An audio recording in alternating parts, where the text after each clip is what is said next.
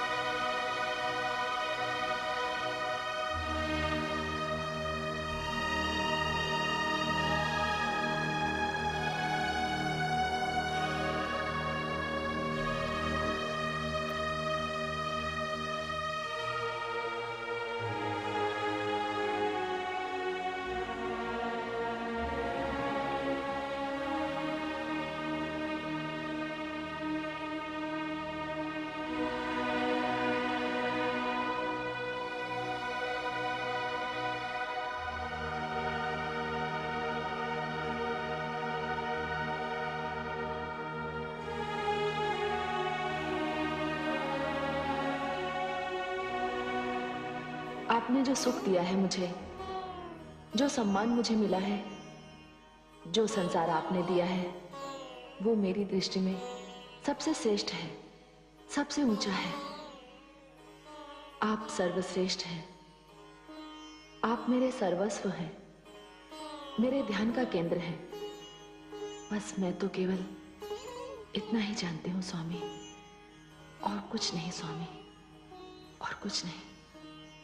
आपसे अलग रहना मेरे लिए संभव नहीं है। हे कैलाशपति, वहां जाकर मैं आपको बुलवा लूंगी या स्वयं लौट आऊंगी।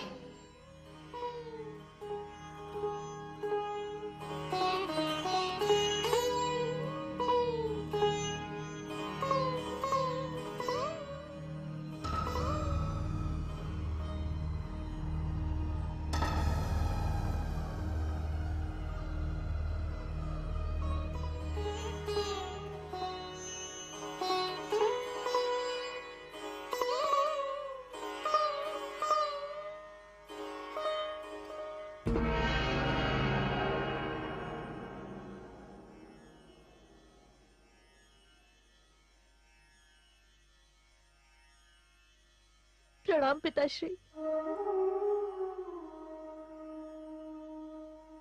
आपने तो मुझे आश्वासन दिया था और उन्हें भी आश्वासन दिया था, तो फिर ये सब क्या हो गया? पुत्रवधू, इस संसार में सबको कर्मफल भोगने पड़ते हैं। तुमने सत्य कहा। अभी तो दक्ष की आयु शेष है, उसे अपने अहंकार का दंड मिल चुका है, किंतु अब उसका वो पुराना मुख उसे वापस नहीं मिल सकता, क्योंकि उसका मुख तो शरीर से अलग होकर। तो क्या उनके प्राण कभी वापस नहीं आएंगे? दक्ष के प्राणों की लौ देवाधिदेव भगवान शिव की मुट्ठी में बंद है पुत्रवधू। किंतु किंतु भगवान शिव तो। नहीं पुत्रवधू, तुम जाओ, दक्ष के शव के पास प्रतीक्षा करो। मैं त्रिलोकीनाथ भगवान विष्णु को लेकर देवाधिदेव भगवान शिव के पास जाता हूं।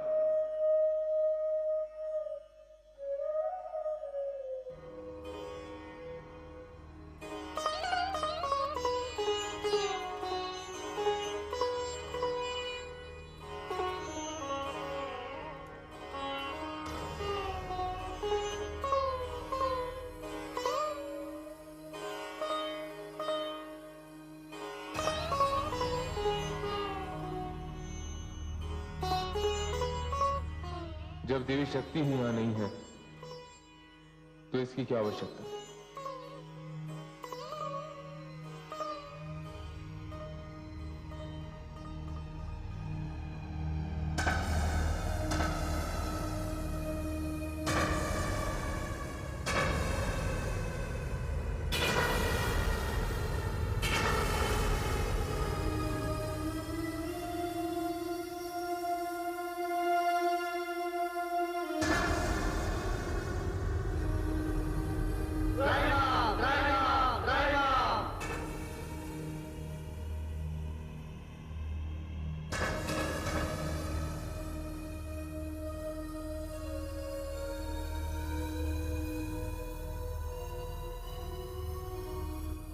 हे देवाधिदेव, जिस मनस्थिति में आप हैं, मैं साहस नहीं कर पा रहा हूं कि अपने हृदय की बात आपसे कह सकूं। हे आदि प्रजापति, होनी होकर रही, और आपका यहां पधारना भी उसी होनी का एक अंग है।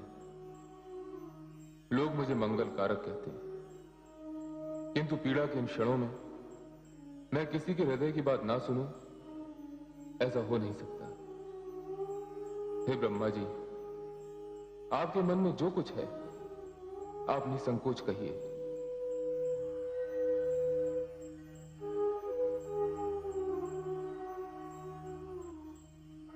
हे देवाधिदेव, आदि प्रजापति इस समय आपसे कुछ कहने आए हैं, कुछ मांगने आए हैं। इन्हें भय है कि संसार इन्हें कहीं स्वार्थी न कह दे। नहीं पद्मनाभ, हम त्रिमूर्तियों में से कोई भी ऐसा नहीं है जो अपने स्वार्थ के लिए लोक कल्याण करना छोड़ दे। आपने भी तो देवी शक्ति के कई भाग करके उनकी देह को मेरी बाहों से मुक्त किया था। मैं आपका विरोध कर भी सकता था, परंतु मुझे ज्ञात था कि ये कार्य आपने किसी न किसी लोक कल्याण हेतु ही किया है, क्योंकि मैं स्वयं देवी शक्ति की देह का त्याग नहीं कर सकता था। ब्रह्मा जी, आपके मन में जो कुछ है आप निसंकोच कहिए। देवाधिदेव, मैंने अपने पुत्र दक्ष को पुनर्जीवन का आश्वासन दिया था। यद्यपि वो तनिक भी क्षमा के योग्य नहीं है, तथापि यदि मेरे वचन की लाज रह जाए तो। हाँ, क्यों नहीं, कहां है उनके प्राण? देवाधिदेव, आपकी क्रोध से भींची हुई मुट्ठी में है उसके प्राण।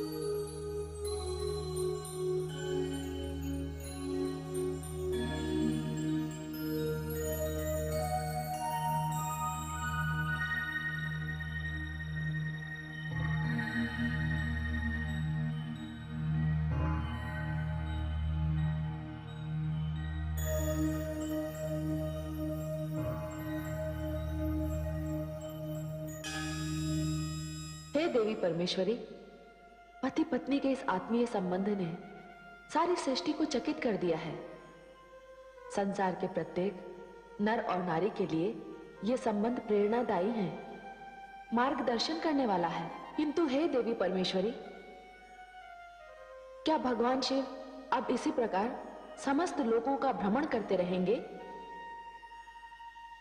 शिव तो मंगल मूर्ति हैं। यदि वे कैलाश ना लौटे तो सारा मंगल कार्य ही बंद हो जाएगा। नहीं देवी, ऐसा नहीं होगा। हमारी गौरी बहुत ही शीघ्र गिरिराज हिमाचल के घर जन्म लेने वाली है। क्यों है देवी महाकाली? आपने सत्य कहा परमेश्वरी। भगवान शिव और गौरी दोनों गिरिराज हिमाचल और उनकी पत्नी देवी मैना को, देवी गौरी को उनकी कोख से जन्म लेने का वरदान दे चुके हैं। हे देवी परमेश्वरी, आपकी लीला अपरंपार है।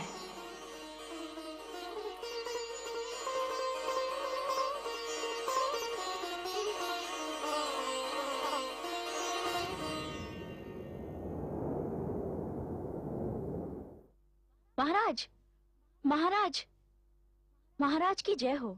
दासी, सब कुशल तो है? सब कुशल है महाराज, बधाई हो। महारानी मैना ने कन्या रत्न को जन्म दिया है। क्या? बधाई हो महाराज, बधाई हो। दासी, किंतु दाई माँ ने तो कहा था कि संतान के जन्म लेने में पूरा एक दिन और पूरी एक रात्रि का विलंब है। परंतु महाराज, चंद्रमा स्वयं आपकी गोद में आने को व्याकुल था। वो एक दिन पहले ही धरती पर उतर आया। हम अति प्रसन्न हुए। महामंत्री, दासी का आंचल मोतियों से भरवा दीजिए। महाराज की जय हो। दासी, महारानी से कहिएगा कि हम शीघ्र ही कक्ष में उपस्थित होंगे। जो आज्ञा महाराज। महामंत्री, पूरे नगर में मोतियों की वर्षा करवा दीजिए, क्योंकि ये हमारे जीवन का सबसे अधिक सुखद क्षण है। कन्या रत्न के लिए हमने भगवान शिव तथा माता सती से प्रार्थना की थी। ये संतान उन्हीं का वरदान है। ये बड़े ही हर्ष और प्रसन्नता का समाचार है कि देवी शक्ति ने गिरिराज हिमाचल के यहाँ जन्म लिया है। हम सब वहां वेश बदलकर उनके दर्शनों को जाएंगे।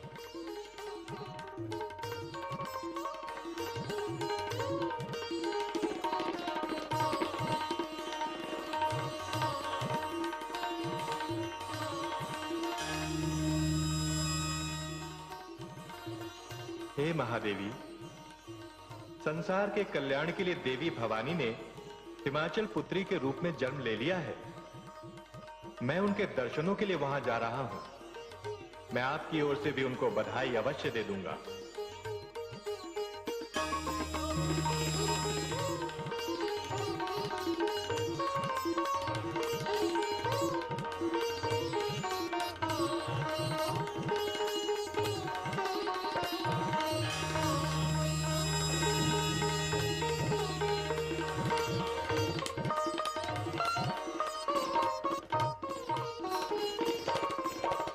हे देवी लक्ष्मी, भगवान शिव को उनकी समाधि से लौटा लाने वाली देवी भवानी का अवतार हो गया है। मैं भी उस दिव्य मूर्ति के दर्शन करके आता हूं।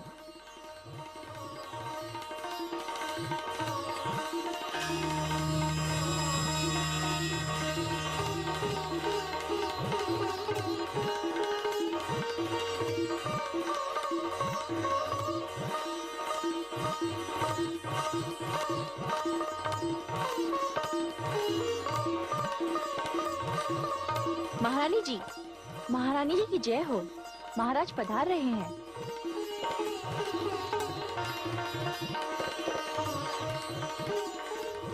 आप सबको भी बधाई हो। आज हम अति प्रसन्न हैं। आपको भी बधाई हो।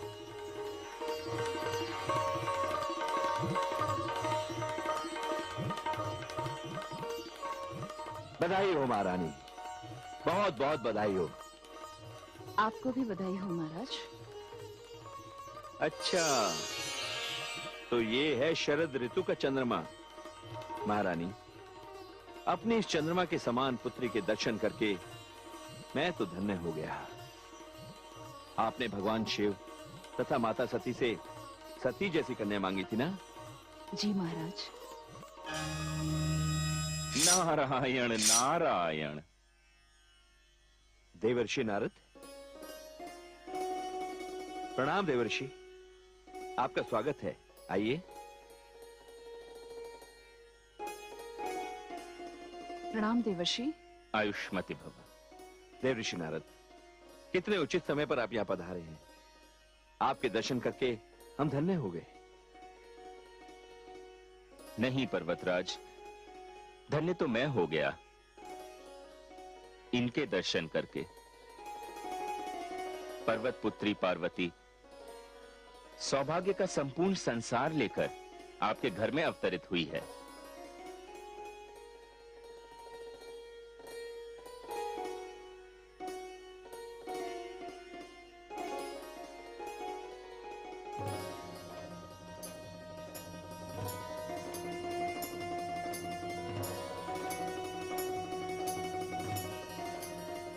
हे भवानी, अच्छी लीला हो रही है।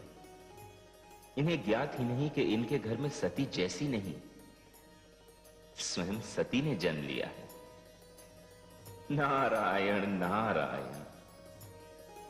कैसी कैसी विभूतियां इनके दर्शन के लिए बाहर खड़ी हैं। पर्वतराज, एक से एक श्रेष्ठ दर्शनार्थी आपकी पुत्री के दर्शन के लिए आपके द्वार पर उपस्थित हैं। कृपया एक एक करके उन्हें अंदर आने दीजिए। जैसी आपकी आज्ञा देवर्षि।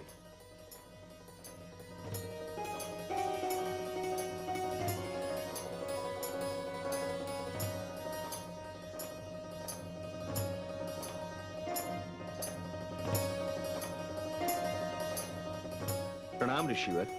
आयुष्मान भवा। आपका स्वागत है, आइए।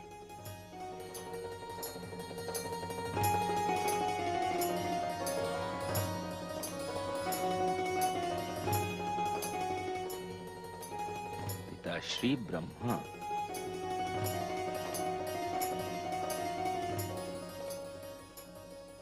अभिनंदन पर्वत पुत्री।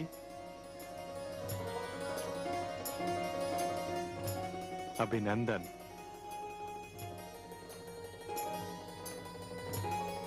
आज्ञा दे महाराज। जैसे आपकी इच्छा, चलिए।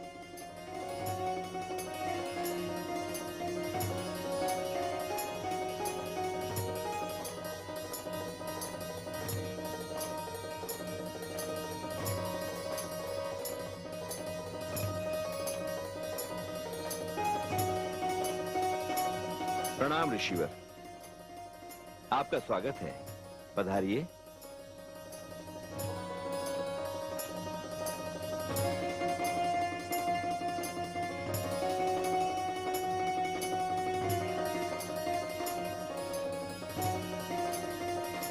नारायण। प्रणाम देवी।